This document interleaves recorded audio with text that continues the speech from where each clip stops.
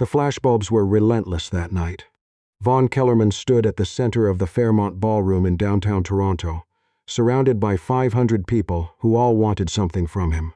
Investors wanting reassurance, journalists wanting quotes, board members wanting loyalty. He smiled at every single one of them, and the smile cost him nothing, because he had long ago learned to keep it stored somewhere separate from the rest of himself, like a coat he put on at the door. When the last handshake was done, and the last car service had been called, his driver took him north through the empty streets of the financial district. Rain streaked down the tinted windows. Vaughn loosened his tie and stared at his own reflection in the glass. He looked like the kind of man who had everything. He had studied that look for years, perfecting it the way other men studied balance sheets. His condo on the 42nd floor of a glass tower overlooking Lake Ontario was dark when he arrived. He hadn't asked anyone to leave a light on, and there was no one to ask. He stood at the floor-to-ceiling window with a glass of scotch he wasn't going to finish, and watched the red and white lights of the gardener move far below him like slow, indifferent blood. He had 312 unread messages on his phone. He opened none of them.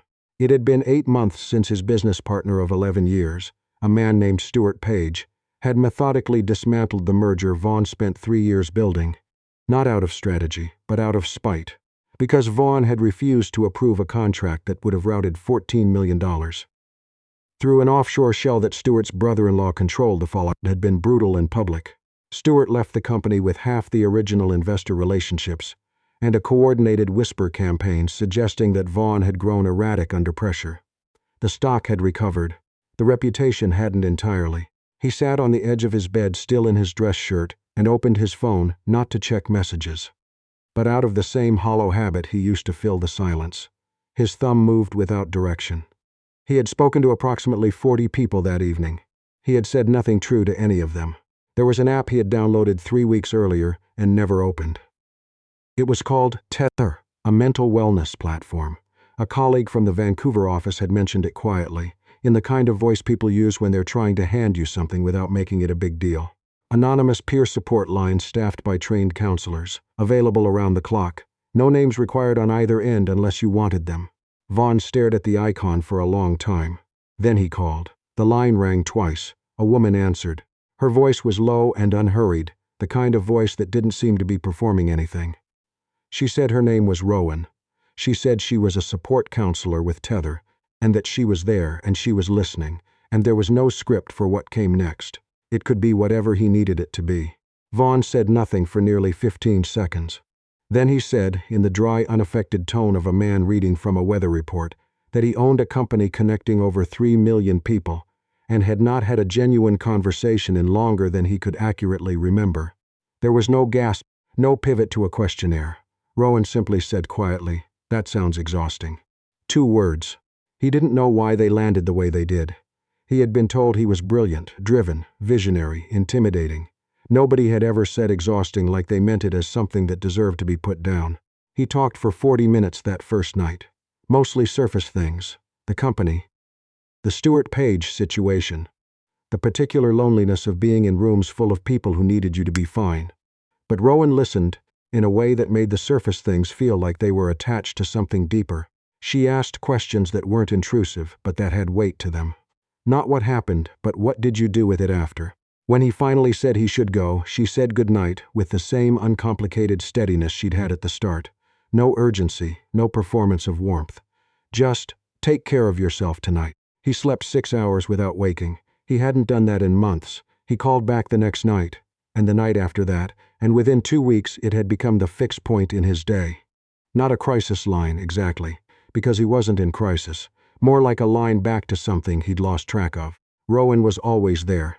Same voice, same quality of attention. She remembered things without making a show of remembering them. She brought up the brother he had mentioned in passing, a detail he'd dropped and moved past, and she asked how things stood between them now. He realized he'd been wanting someone to ask. He told her about growing up in Thunder Bay, in a house where the heat worked only intermittently, and his father worked double shifts at the mill and came home too tired to do much besides eat and sleep. He had been a serious kid, the kind who did homework at the kitchen table under a single overhead light while his younger brother slept, teaching himself things from library books because he had decided, somewhere around age 12, that getting out of that particular version of life was something he was responsible for entirely on his own. He had gotten out. He had built something real, and somewhere in the building of it, he had lost the ability to want anything that wasn't connected to the company. His last serious relationship had ended 4 years ago when a woman named Dana had looked at him across their kitchen table and said, with no particular anger, "I don't think you actually want a life, Vaughn. I think you want a record of one." He hadn't thought about Dana in years. He told Rowan all of it. "You built the house," Rowan said, after he'd been quiet for a moment. "You just never went inside."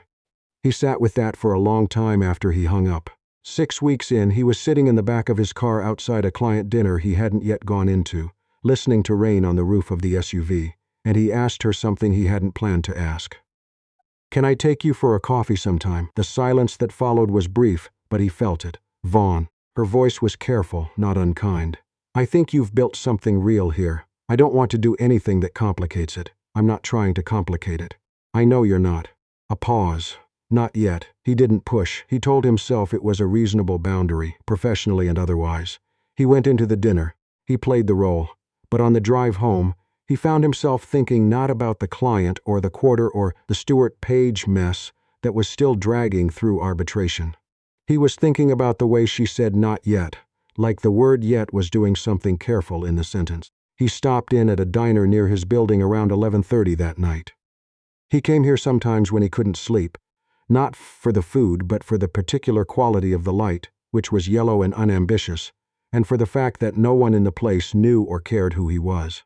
He was sitting in a corner booth with a coffee he wasn't drinking, and a woman came in through the glass door and settled into the booth diagonally across from him. She was in her late 30s, he guessed, wearing a coat that had seen several winters. She pulled out a battered laptop and a set of headphones attached to an older model of conferencing headset, the kind he recognized from call center work. She sat up quietly, efficiently, in the way of someone who had done this in borrowed spaces many times. After a few minutes, she settled into the chair and leaned slightly toward the microphone on her headset, and her voice drifted across the quiet diner, low and measured, with a quality that made the room feel briefly warmer. "I'm here. Take whatever time you need." Vaughn's coffee cup stopped halfway to his mouth. He knew that voice. He knew the exact cadence of it, the way it carried steadiness without effort, the way it made space rather than filling it. He knew the precise warmth in those 5 words because he had heard them on his worst nights, like they were the only thing keeping the room from closing in. He sat very still for a long time. He didn't go over. He paid his bill, nodded at the counter staff, and walked out into the cold. He stood on the sidewalk for a moment in the rain, and then he went home. He didn't call that night. He sat by the window with the lights off and looked at the lake and tried to work out what he was feeling. It wasn't disappointment exactly. Rowan was not who he had imagined, because he had consciously refused to imagine her, the way you refuse to look directly at something bright. But she was real, and she was in a diner at midnight doing call center work on a laptop, and there was something about that specific detail, the frayed headset cord, the worn coat, the way she had settled into a plastic booth like it was the most natural office in the world, that dismantled something in him he couldn't immediately name. He went back to the diner the following night, and the night after that. He sat far enough away not to intrude, close enough to feel like he wasn't entirely alone. She was there both times, working. He watched the quality of stillness that came over her when she was on a call, the way she stopped shifting, the way her hands quieted on the keyboard, and he recognized it as the same stillness he felt when they spoke. On the 4th night, she looked up. Their eyes met across the diner. He watched the recognition move across her face, and it was not the slow, dawning kind. It was immediate, and it was followed by something that looked like fear. She didn't run. She closed her laptop carefully, unplugged her headset, and gathered her things in the methodical way of someone deciding to do something they were not sure was right. Then she walked over to his table and sat down across from him without being invited, which he liked even then. They sat for a moment saying nothing. "How long have you known?" she asked. 4 nights. She looked out at the street. Her jaw was tight. "Rowan," he said. "That's not your real name?" She turned back to him. "No." A pause. "My name is Iris Chadwick." He didn't recognize it. He told her so. She looked at him steadily. "My maiden name was Page." The diner seemed to go very quiet. Stuart Page's younger sister. He did not say it out loud. He didn't need to. He watched her watching him absorb it, and he saw she had been waiting for this moment for a long time, braced against it.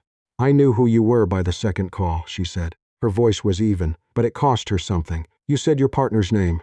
I knew the company. I knew who you were immediately, and you kept going." "Yes." He leaned back against the booth. "Why?" She didn't answer right away. Outside, a streetcar ground past in the rain.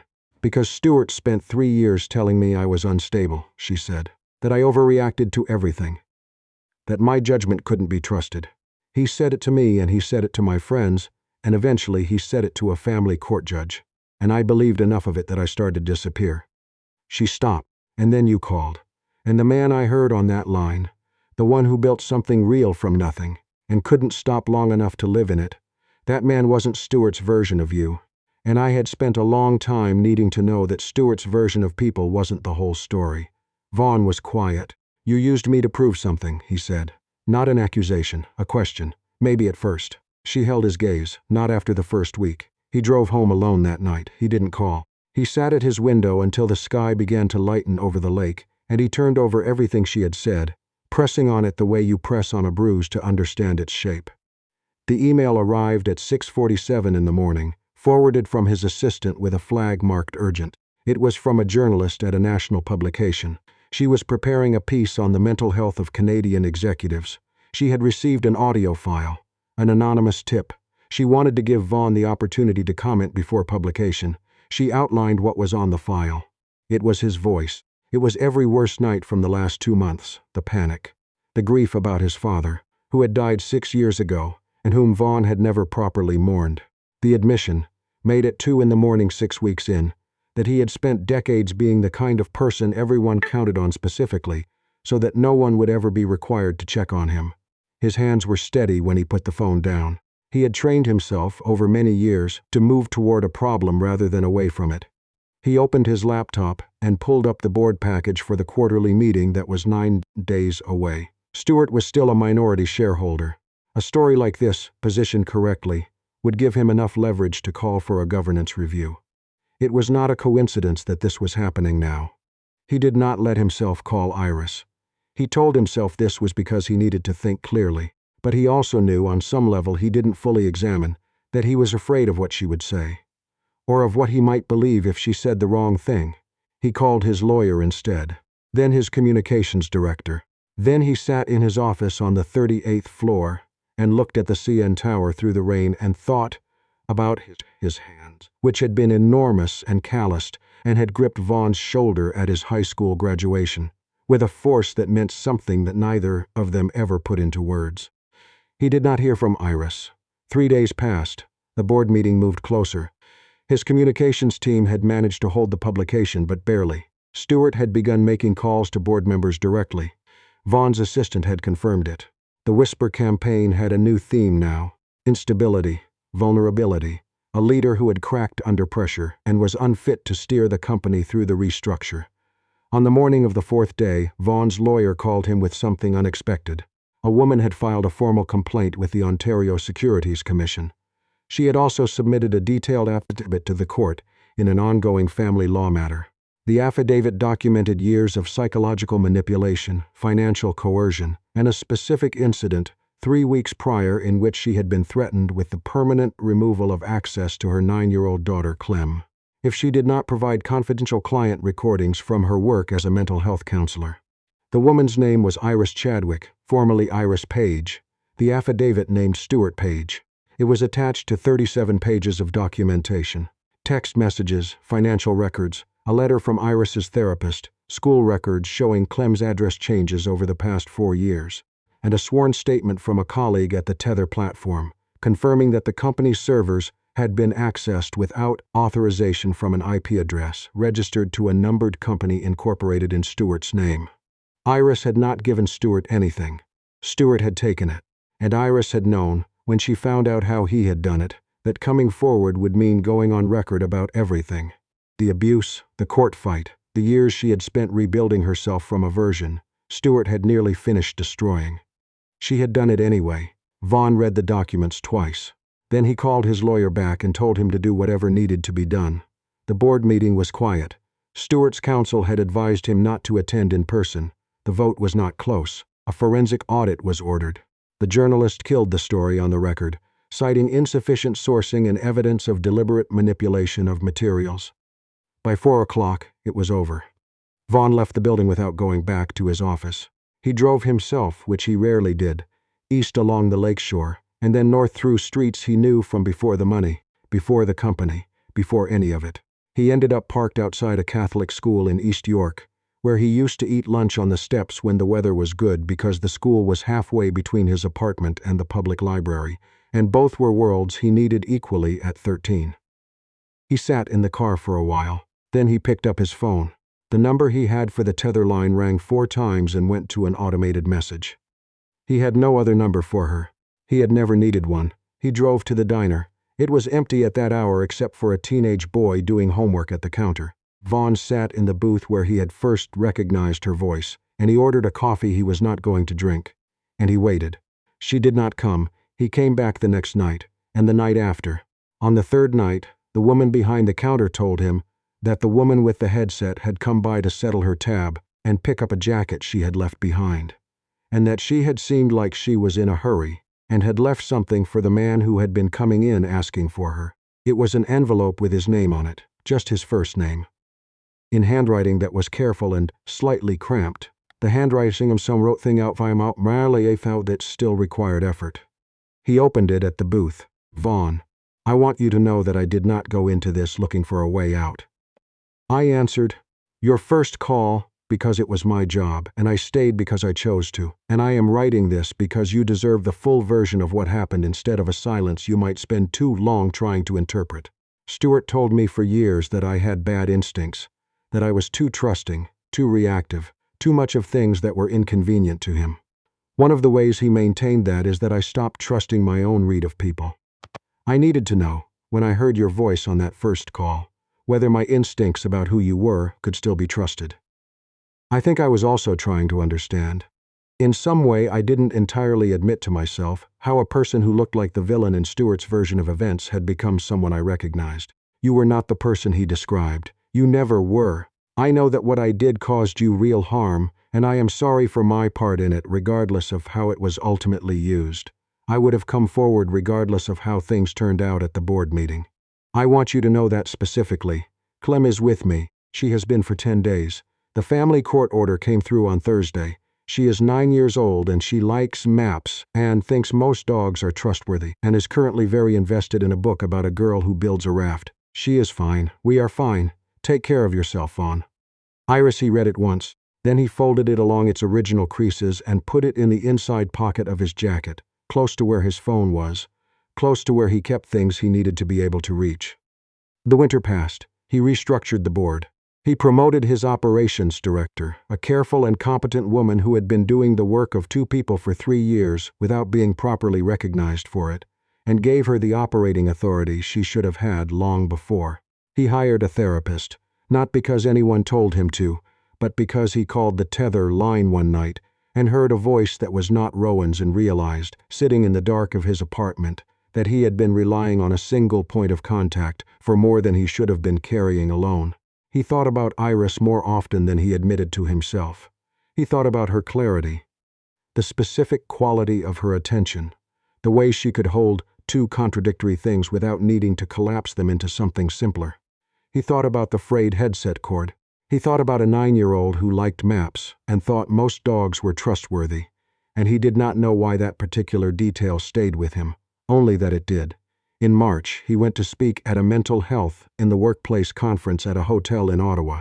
He hadn't wanted to go, but his communications director had made a reasonable case that the company's new employee wellness initiative needed a visible champion, and he was the most visible person they had. He gave a talk he had written himself about the particular silence of leadership and the cost of performing fine when you were not fine, and the way he had spent years treating vulnerability as a threat to be managed rather than information about what he needed. It was not the kind of talk he would have given 2 years earlier.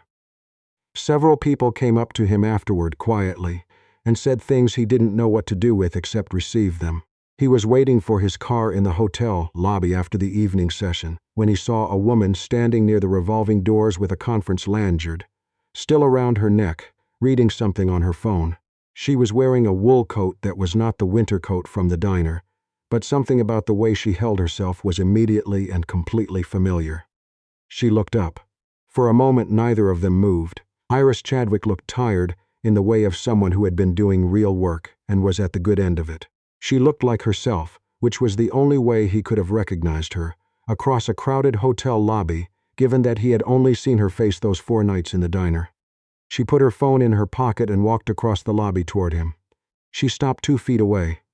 She did not perform anything. "Hello, Vaughn," she said. He said her name back. "Just that. I heard you speak tonight," she said. "You were honest. I had good practice." She almost smiled at that. "Not quite." "How's Clem?" he asked. Something settled in her face. She finished the Raft book. "She's on to something about a girl who becomes a lighthouse keeper." "Does the lighthouse keeper have a dog?" "Not yet. She's pushing for one." He looked at her for a moment. Outside the glass doors, the Ottawa streets were wet and orange under the streetlights, and the evening had the specific quality of early spring in this part of the country, cold still, but with something underneath it that wasn't there in February. "Can I take you for a coffee?" he asked. Iris looked at him. She looked at him the way she had listened, with her full attention, without hurry. "Yes," she said. They walked out through the revolving doors together into the cold March air, and neither of them said anything for a moment. And the silence was the kind you earn rather than the kind you endure, and it felt, for the first time in a long time, like enough.